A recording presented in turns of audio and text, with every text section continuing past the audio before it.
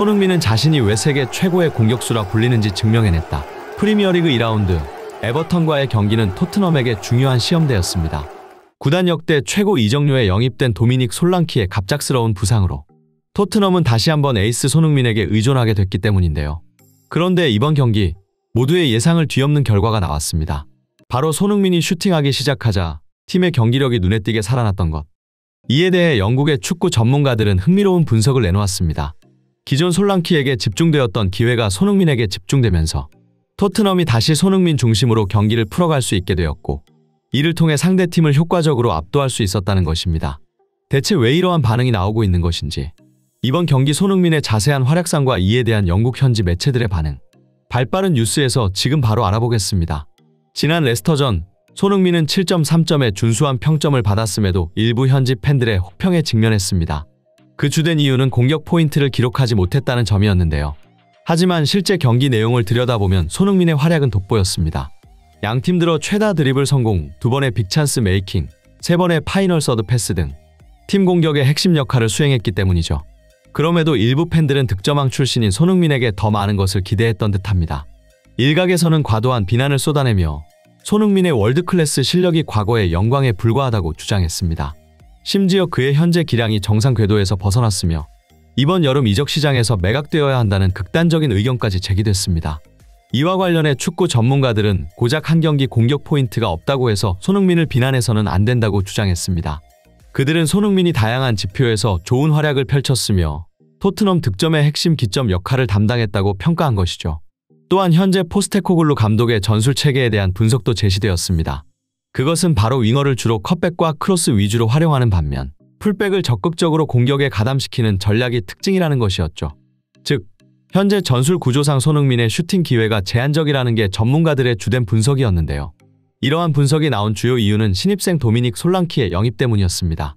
그들은 과거 거액에 영입된 히샬리송이 아무리 부진할지라도 지속적으로 출전 기회를 받았던 사례를 언급하며, 마찬가지 구단 역대 최고 이적료에 영입된 잉글랜드 출신 솔랑키를 중심으로 팀 재건이 이뤄지는 것은 당연하다는 것이었죠. 전문가들은 이러한 맥락에서 팀의 레전드이지만 30대에 접어든 손흥민이 역할 변화를 강요받고 있다고 주장했습니다. 이제 손흥민에게 득점보다는 패스 위주의 플레이메이킹이 요구된다는 분석이었는데요. 그런데 이러한 토트넘의 계획에 예기치 못한 변수가 발생했습니다. 바로 도미닉 솔랑키가 훈련 중 부상을 입어 출전이 불가능해진 것이었죠. 이로 인해 포스테코글루 감독은 진퇴양난의 상황에 빠졌고 축구 팬들의 관심이 집중되었습니다. 팀의 승리를 위해 검증된 에이스 손흥민을 중심으로 한 전술로 회귀할 것인지, 아니면 클로셉스키와 존슨 등 젊은 선수들을 앞세워 세대 교체를 앞당길 것인지였죠. 감독의 선택은 결국 손흥민에게 의존할 수밖에 없었습니다. 시즌 개막 첫 홈경기인 만큼 승리가 절실했고, 이에 손흥민을 중심으로 한 공격진을 구성했는데요. 동시에 솔랑키를 대신해 19세의 신의 공격수 윌슨 오도베르를 과감히 선발 기용했습니다. 공격진의 나머지 자리에는 브레넌 존슨과 클로셉스키가 차지했고, 중원에는 제임스 매디슨과 이브 비수마가 포진됐습니다. 수비라인은 로메로와 반더벤이 중앙을 지켰고, 페드로 포로와 우도기가 좌우 풀백으로 나섰습니다. 이날 손흥민은 그라운드 전역을 종횡무진 누비며 토트넘의 공격을 지휘했습니다. 주로 최전방에 위치해 에버턴의 수비진을 흔들었지만 때로는 후방과 측면을 오가며 팀의 빌드업에도 적극 가담하는 모습을 보였죠. 이러한 손흥민의 영향력은 경기 시작 3분 만에 드러났습니다. 에버턴이 박스 안에 무려 10명의 수비수를 배치한 상황에서도 손흥민은 날카로운 움직임으로 세컨볼을 획득했는데요. 이후 로메로에게 정확한 패스를 연결해 슈팅 찬스를 만들어냈습니다. 비록 키퍼의 선방에 막혔지만 손흥민의 킥이 얼마나 예리한지 보여주는 순간이었죠. 이어 손흥민은 공간이 열리자마자 주저없이 과감한 슈팅을 시도했습니다. 수비수의 몸에 맞고 굴절된 공은 오히려 더욱 위협적인 궤적을 그리며 골대를 향했습니다. 에버턴의 키퍼 픽포드의 선방으로 득점으로 이어지진 않았지만 이 장면은 경기 흐름에 큰 영향을 미쳤습니다.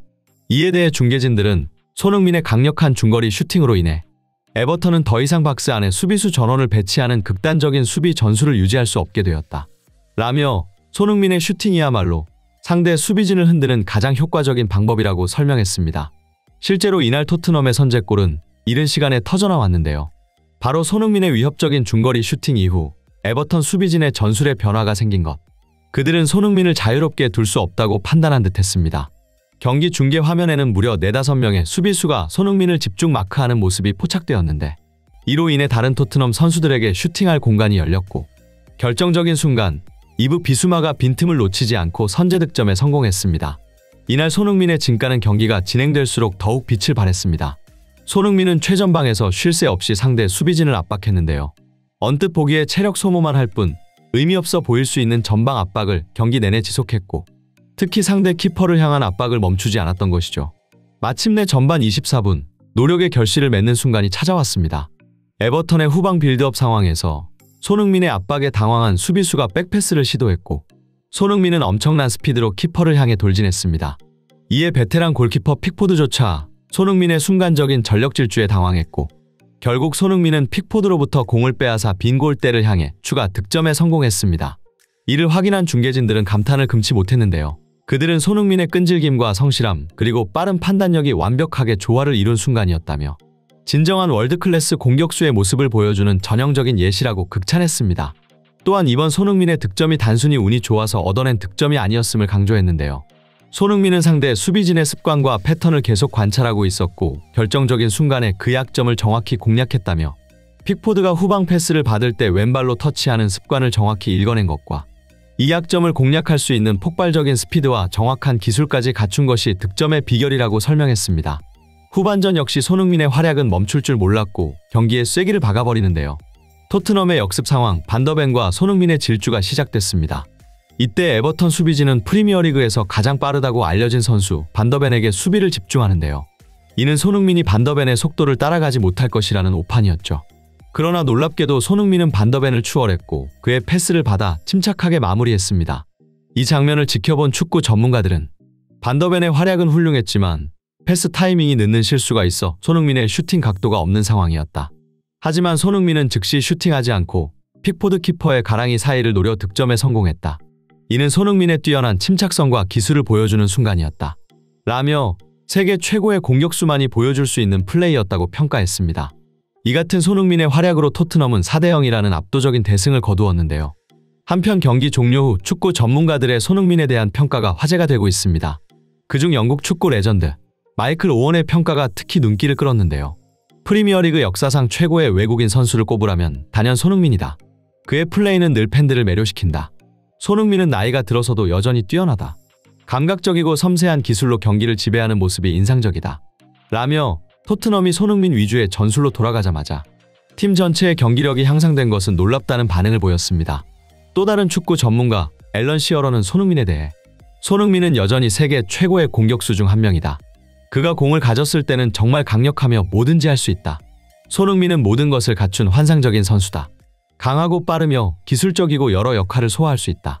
무엇보다 손흥민의 득점 능력은 최고이며 이 분야에서 그를 대신할 선수는 존재하지 않는다. 라며 매 시즌 꾸준한 활약을 보이고 있는 손흥민은 프로페셔널 그 자체이며 요즘 레전드라고 하는 칭호가 자주 사용되고 남발되는 경향이 있는데 손흥민이야말로 진정한 레전드 칭호를 받을 자격이 있는 선수라고 평가했습니다. 이상 발빠른 뉴스였습니다. 구독과 좋아요는 영상 제작에 큰 힘이 됩니다. 시청해주셔서 감사합니다.